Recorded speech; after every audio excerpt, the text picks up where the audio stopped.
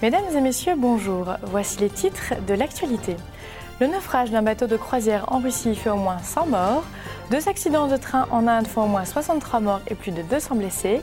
La Corse et la Provence ont ressenti un tremblement de terre d'une magnitude de 5,2 sur l'échelle de Richter. Et l'Indonésie a fait évacuer les alentours du volcan Lokon.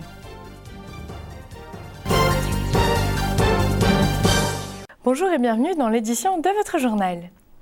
Plus de 100 personnes, dont de nombreux enfants, ont sans doute péri dans le naufrage d'un bateau de croisière sur la Volga dans la République russe du Tatarstan, les services de secours estimant infimes les chances de retrouver des survivants. Selon les dernières estimations, 196 personnes se trouvaient à bord de ce bateau, le Bulgaria, qui n'avait pas le droit d'embarquer plus de 120 personnes. Le dernier bilan publié faisait état lundi matin de 80 survivants.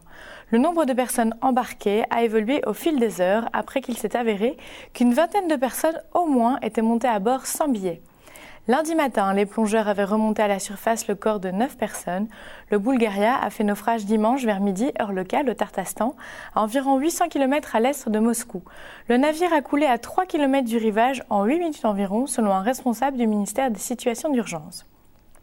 Les services de secours ont laissé entendre lundi à un photographe de l'AFP présent sur place qu'il ne s'agissait plus d'une opération de sauvetage, mais de récupération des corps.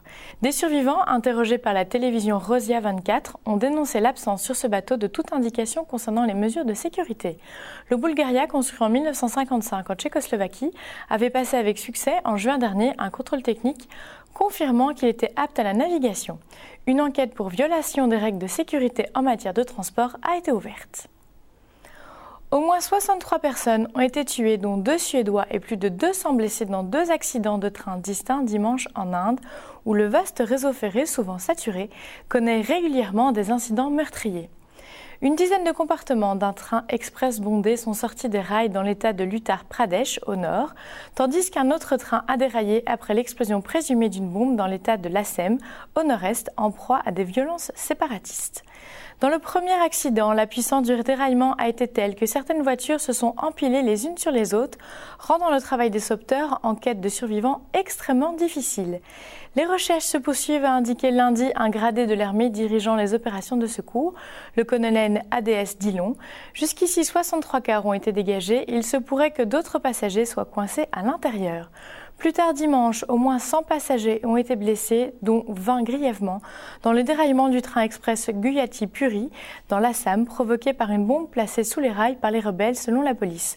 Le train express approchait Gropparara, à environ 70 km de la principale ville de l'Assam, lorsqu'il a apparemment été touché par une puissante explosion. Plusieurs groupes séparatistes armés sont actifs dans la région, mais la police a indiqué ne pas avoir exactement la cause de l'explosion. La terre a tremblé jeudi soir en Corse, à Marseille, dans le Var et les Alpes-Maritimes.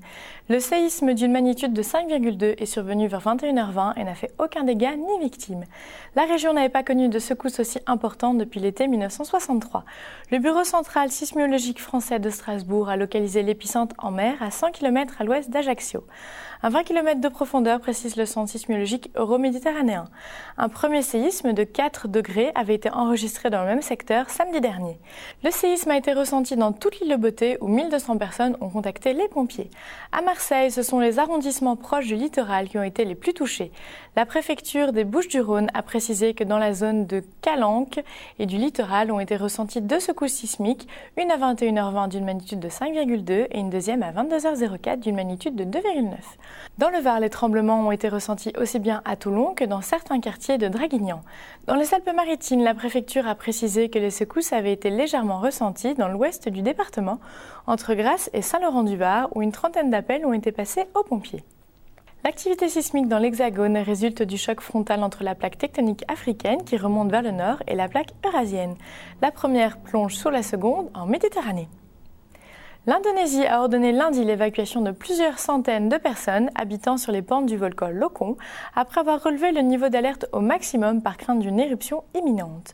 Le mont Lokon, à 1580 mètres, situé dans le nord de l'île de Sulawesi, est entré dans une période éruptive ces derniers jours en projetant un panache de cendres à une hauteur de 500 mètres, a indiqué un responsable des services de volcanologie indonésien.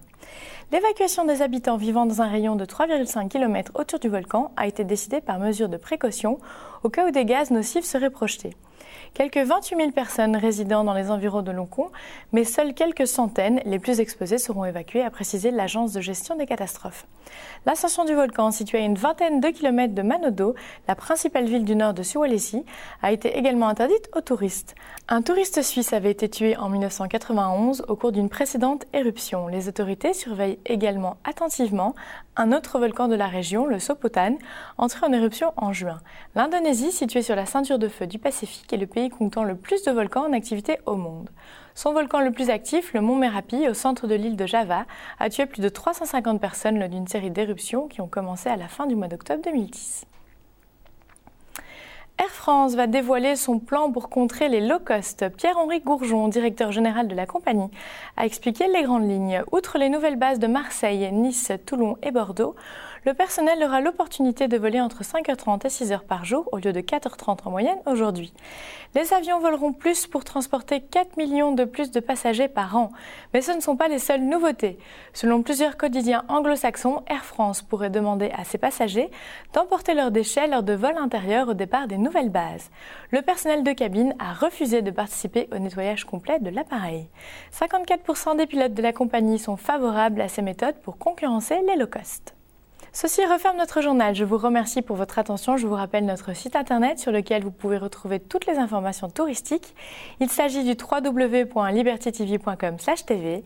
À présent, je vous laisse sur des spectaculaires images d'une tempête de sable à Phoenix, aux États-Unis. Belle évasion sur Liberty TV.